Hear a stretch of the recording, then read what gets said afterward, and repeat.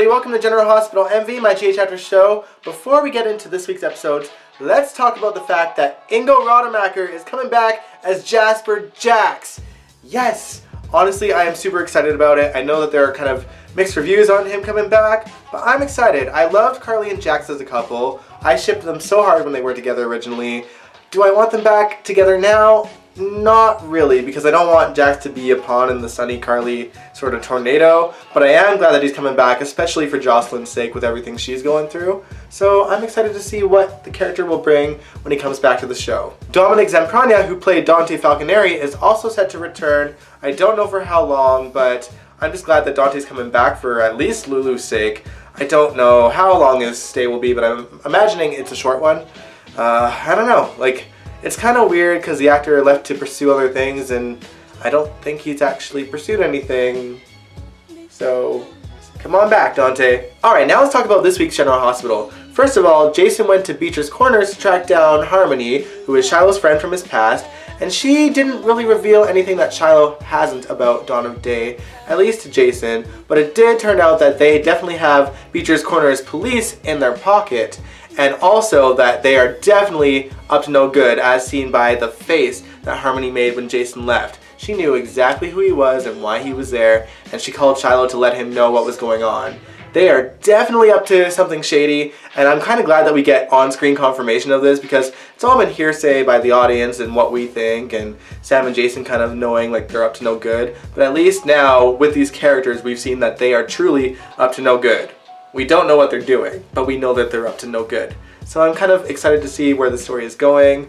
Christina is just so all in with Shiloh, like madly obsessed with him. So obsessed that even when Valerie came and apologized to her about her freaking out over the kiss, all Christina could do was talk about DOD and how great DOD was and how great Shiloh was, and it kind of scared Valerie away. Like, she probably went running to Genoa City in YNR in the first place, okay? Like, it's just doing my head in that she's so naive. Like, she needs to be saved, this poor chick. Oh, also, Sam told Alexis and Christina that she broke up with Jason, even though I don't think that they knew they were technically back together, but Alexis didn't buy it because she's smarter than that. Christina's not very smart. She fell for it hook, line, and sinker.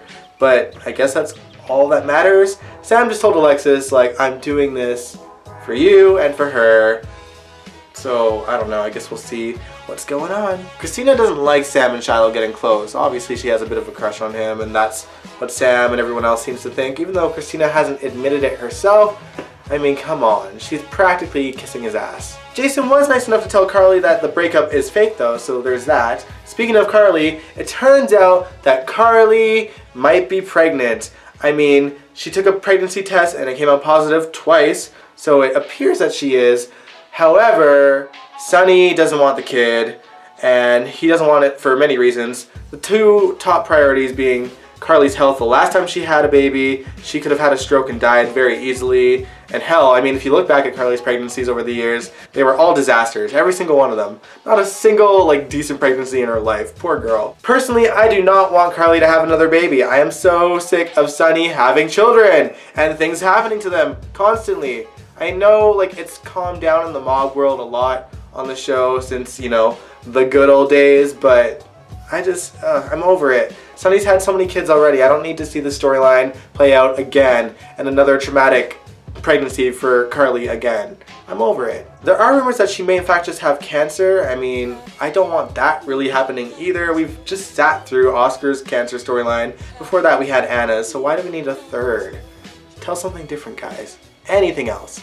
Anything besides those two options, please. Elsewhere in Port Charles, Nina and Valentin are planning on getting remarried, and no one in their lives is happy about it, except maybe Charlotte, but not even Sasha is, and she actually told Nina that. Thankfully, Peter goes to Maxie and he's like, I have a confession to make.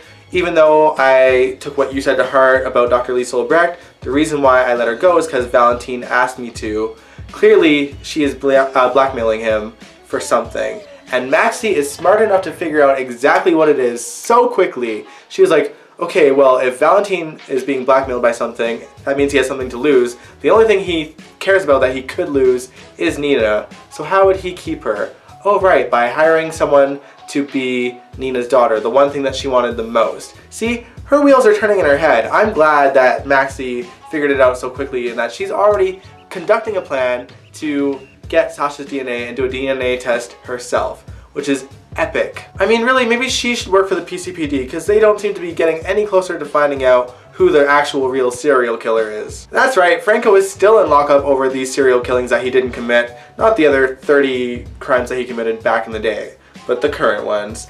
And unfortunately, Liz's kids are taking a beating, especially Cameron, who got beat up at school over the whole thing. Elizabeth is standing by her man through this whole ordeal, and she decides to get married to him in a jail cell.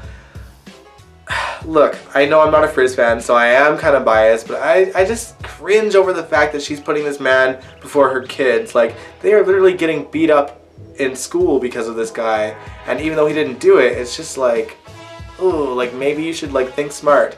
And then she decides to marry him in the jail cell. I mean, personally, I'm glad that the wedding happened there instead of like in a big church, because that's not something I want to sit through, and I guess it's fitting for what the situation is right now. The thing that makes me cringe more is that Drew did the ceremony. I will never get or grasp the fact that this guy with all of Jason's memories is like buddy with Franco. Like, he doesn't remember his childhood with Franco. So, by all accords, the thoughts in his head should be, he made my ex-wife think that she was raped. He got my nephew raped in prison. Like, all these should be going through his head, and it's like, it's gone. Like, the lengths that the writers go through to just make this character liked by the other citizens of Port Charles, it's just, it's too jarring. Like, make it realistic. This is not a realistic way for Drew to react towards Franco. It's just like, ugh.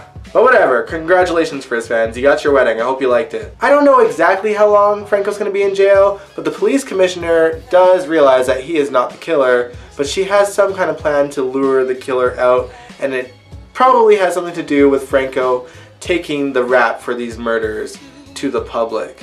And judging by the previews, he doesn't seem okay with it, and I don't blame him, but like, if it catches the real guy, you go for it. Laura seems to be getting a real clue that there is something seriously wrong with her soon-to-be ex-husband Kevin, who is actually Ryan. He brought up the prenup that Kevin told him about, and Laura, while she looked really surprised, kept her cool and just rolled with it and kept going with it. But I don't think it was enough to sort of let Ryan feel safe. I mean, Ava also stepped in and said, oh, it's kind of weird that Laura would ask you for a prenup. She strikes me as the type that would just be like, what's mine is yours. And that made the wheels in his head turn as well. And he decides to go check in on his patient, and Laura is following him. Girl, I am scared for you, but I'm glad you're probably gonna find your actual husband next week, even though he's blind and locked up in wherever, Pentonville. Not Pentonville, Ferncliff. But, I don't know, I'm scared for her. I feel like Ryan's gonna get the upper hand on her too. I don't think he's gonna kill her, but I feel like he's gonna lock them both up somewhere. Side note, John Lindstrom is doing a fantastic job, and I say this all the time, but it's really true. I mean, the character is getting so unhinged, and he's doing such a great job at playing unhinged. The way that he was sort of so savage towards Laura, like she walked in on Ryan and Ava kissing, and when she leaves, he's like fixing the desk and making it known that they just had some serious sex in there, turns the picture around to be like, yeah, this is what I'm seeing now, and I am over you. Just so un-Kevin-like. So he's acting his ass off. Good job, man. Good job. Also, another side note is that Spencer came back, and that kid is growing. He's going through some puberty, guys. Like, he's growing up, our little man. I have to admit, though, like, hearing this classic Spencer dialogue that he always has is starting to feel a little weird now that his voice is changing. Like, he's becoming a man, so the way that he talks is, like, coming across more pompous and adorable. Like, maybe they should just mature how he talks soon, hopefully. I don't know, I don't want to lose my love for Spencer this way, because now he's just coming off as a pompous ass, and I don't want him to come off that way either, so change it up. Just a tidge, just to show that he's growing. But yeah, that was This Week in Port Charles. I do like that they finally have characters putting things together in their head when it really should have been something they figured out ages ago, but at least it's happening now. There feels like there's movement. I hope that this movement keeps going and kind of helps wrap things up before the end of February, because it sweeps. It should be killer all month long, and we're already halfway to the end, so let's keep it going and finish these stories and start fresh elsewhere so that we can move on with our lives. Alright, but I'm going to end the video here. If you liked it, give it a big old thumbs up, subscribe if you want to, and I will catch you guys next week.